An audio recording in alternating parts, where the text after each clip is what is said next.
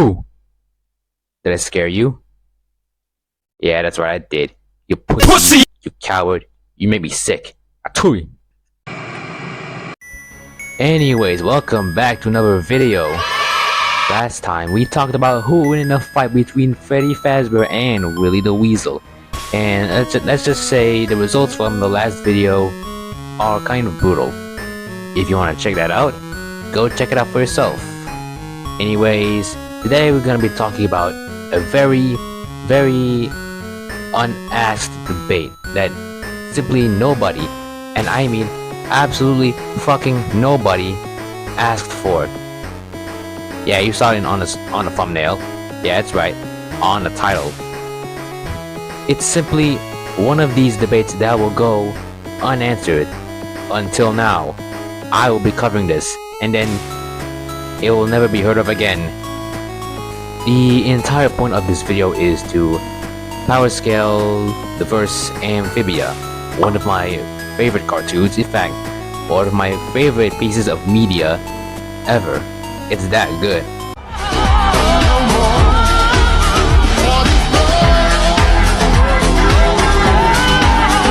The entire point of this video is to power scale Amphibia, like I said, since most of the videos when I search Amphibia power scaling are these mid results. They're decent at best. Yeah, they're not that good. So I would like to put my own power scaling on Amphibia video, probably ever, since nobody is gonna do it, and so I guess I would. Also, in one segment I'll also be power scaling the original 4. I've already did that before, but I found a server and a friend that has these very important calcs. Credits to them. Also, we're in quite of a rush since school came back again. So, without further ado, I introduce you Darcy versus Springtrap. That sounds corny as hell, I'm sorry. Before we go into the character herself, we have to talk about another character that is highly important to her scaling. You're gonna guess. Just guess. It starts with an S. Sasha Waybright. There is no fucking way you didn't answer that. Sasha Waybright is the second of the Calamity Trio in the hit show Amphibia. I recommend you watch it. In Season 1, become the first lieutenant in the Toad Army. In Season 2, became Grime's second in command to raid Utopia. And in Season 3, became commander of the Resistance. And in the season finale of Season 3, became one of Amphibia's guardians. Also part of the Prophecy. Her best stuff in the show itself was that she is capable of fending off Amphibia's fauna, like these building-sized cranes that was able to chunk off parts of buildings like Toad Tower, or at least one of Toad Towers. There is in fact multiple of them across Amphibia. And that unfortunately had no calcs whatsoever, but we can guess that by the size of these cranes, or herons, that they could be around building level or maybe lower, depending on the damage they do or output. In Season 2, in one of those episodes which I didn't write on the script, fuck, Sasha doesn't scale to Yunan's tree slicing feat, but does scale to the stone monster that is capable of increasing gravity around the surrounding area. Sasha overpowered the gravity by removing most of the stuff she's wearing and just absolutely shredded that motherfucking half into a bunch of explosions, cinema style, I don't know. This results into 9.6 tons of TNT or large building level. But we could get her higher if you think that Sasha is somewhat relative to Anne or below inverse wise. Two of these characters have fought in multiple times across the show. Season 1 at the finale, Season 2 the finale again, and in Season 3 it's either training. Yeah, that's the only we got. Yeah. Anne and Sasha, yes, two of them, are capable of slicing superior models to Frobo. In fact, multiple times across the show too, in Season 3, specifically. And it's consistent too, since Frobo, yes, that rusty old clanker, Frobo is stated as defective by King Andreas in True Colors. A few episodes back, Frobo is capable of lifting Stumpies into the clouds and then putting them back down, which is more impressive than the last. The lifting feat is 57 tons of TNT or multi-seed block level by putting it down, which is 560 tons of TNT. Sasha's speed, she will be faster than ordinary missiles by outrunning them. Oh bullshit. What the hell? This is outrunning missiles and then luring them to the giant ass toad bot, which would result in superhuman level speed. Reaction speed wise, she could be relative to Anne again, either sub-relativistic as she can react to Anne's attacks in all seasons. Anne is relative to Hop-Bop in one episode where they're trying to open the door. So, how does this character help with Darcy's scaling? Well, in All In, that episode, in the Utopian Castle, Darcy is locked in battle with not just Sasha, Rhyme too. Mind you that Darcy slides the arm of a character's AP relative to Anne, or Sasha, you can, I don't know. She's just locked in battle with these two, and she looks like she's having fun with this, not even breaking a sweat, which is already a massive upscale in the verse. That is until Sasha just sliced her connection off from the helmet, and that's how she won. Sasha had just outsmarted Darcy since she's just not powerful enough to even take on her. Reaction speed, she could react to Sasha. Sasha herself could react to Anne's attacks, so more inverse. Darcy is superior to base Anne. Anne has like Goku ass forms. Travel speed should be equal to Sasha again. He's more agile though, to be honest. That would be it for Darcy's scaling. It's actually really short. I wish this could extend to a bit more extent, but it's more than enough.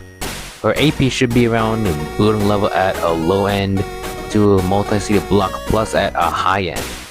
As for speed, should be around superhuman plus travel speed with sub-relativistic plus reaction speeds.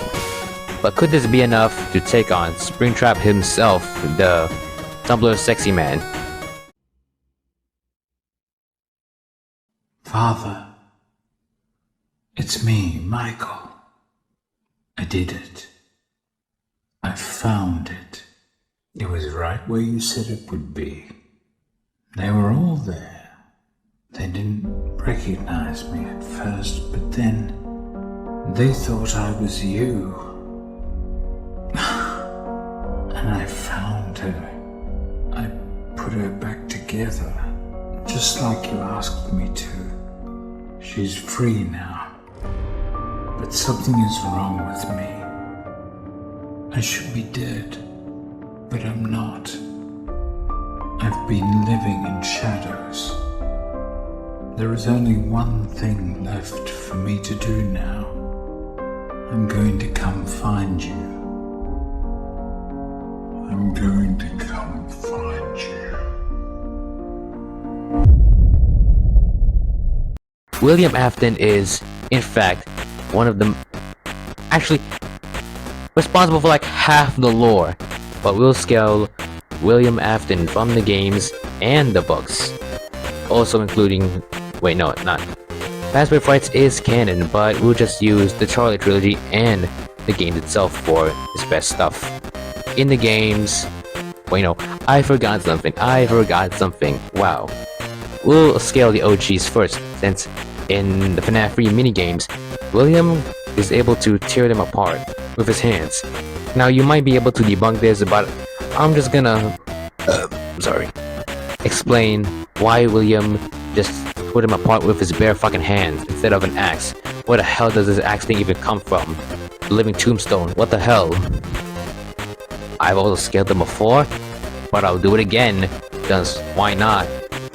Let's recap the game's feats in the main series. In the first game, the originals are capable of stuffing a man into a Fazbear suit full of animatronic parts. This should be somewhere wall level, and they were implied to have dismembered people in the past in the newspaper. I know this thing didn't actually happen in the lore, but we'll just use this since they could already overpower humans. But the best stuff of all, Foxy is capable of pounding the door, causing the building's power to drain. This could vary into small building level. That's right, small building level, holy rebunk. I'm also gonna be recapping their best stuff in the books, the Charlie Trilogy, and the week before.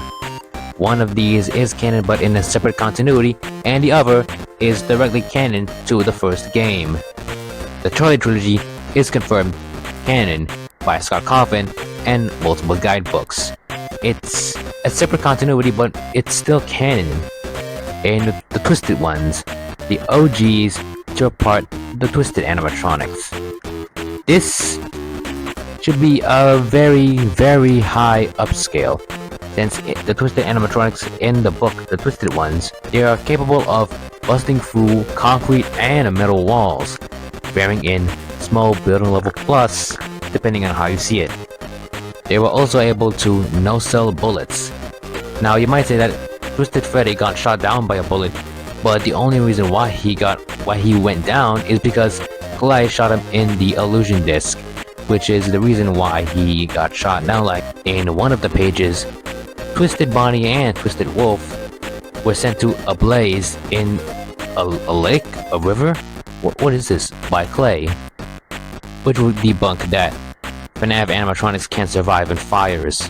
The originals should upscale the Twisted ones by a mile, when in one page, they beat them so hard that the whole house on top of them collapsed. This could be a small town level feat, but varying in them, this should be a consistent building level plus, or just building level. Also, before any of this, the originals in Clay's house were able to shook the foundation of a fairly large house. The week before is canon to the first game. I mean, why wouldn't you consider it canon? It's literally said in the back of the book. Foxy and Bonnie match each other's grip, attempting to tear Ralph apart in one of the endings. Multiple times, Freddy Fazbear is stated to be the most superior of the original four, upscaling from the other three animatronics. In another page, or multiple times, the OGs are stated to be redirecting the building's power source to themselves. In one ending, Ralph is shocked and killed by 1.21 gigawatts of power. And we got some basic stuff in the book, like Foxy breaking bathroom tiles and Bonnie mangles a metal vent grate. Vent grate, what? My writing is so ass, like, I thought it said rent, what the hell? They're speed-wise in the games and the books. In one of the endings in the week before, Chica catches Ralph underneath the desk, and Foxy speed blitzes Ralph in the blink of an eye. In some of the endings in the week before, this could vary between superhuman and subsonic. In the guidebook, Bonnie is stated to be superior in speed from Freddy and Chica.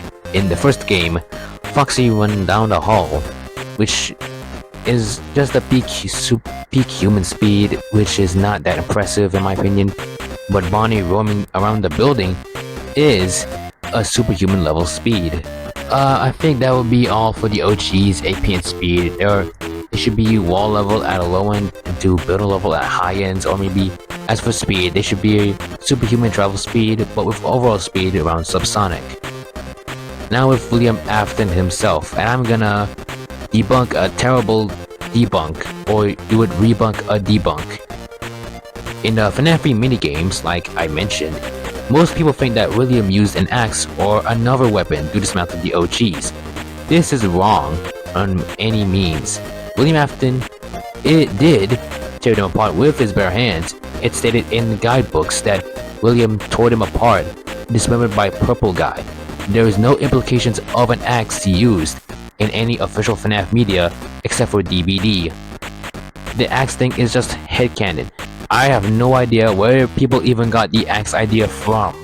I think they get Mandela affected by the Living Tombstones Die in the Fire, which I get is a fire song, but that song is not canon. We can't use this and just say William Afton used the axe to dismantle the OGs. That is just absolute headcanon. We can't use that. This will overall upscale William Afton into the small building level around AP. When William Afton get into the suit and turn into Springtrap, he just didn't die in it. People think that he died in the suit.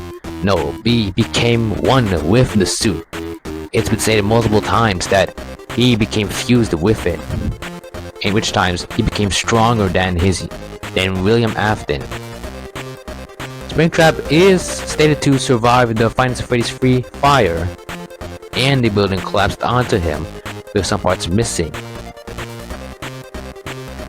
In FNAF AR, a replica of Springtrap gives us a monologue. Let's play this, shall we? This is a replica of Springtrap. We could still use this. In Pizzeria Simulator, Springtrap turns into Jimmy Neutron, or Scraptrap, whatever you call it. I'm gonna call it Jimmy Neutron. Jimmy is responsible for injuring people. Most notable is that he straight up performs a punch to the kid's frontal lobe. He's also capable of breaking 100 bones of a child without their notice until they got home. What? Since when how did that happen? Also responsible for the mutilation of a person capping around like wall level. He is also capable of tanking the FNAF 6 fire before he got dragged to hell, right? Andrew or Cassidy, however you view the FNAF lore on who made UCN and who was the vengeful spirit. With both of their AP done, we could go on to their speed.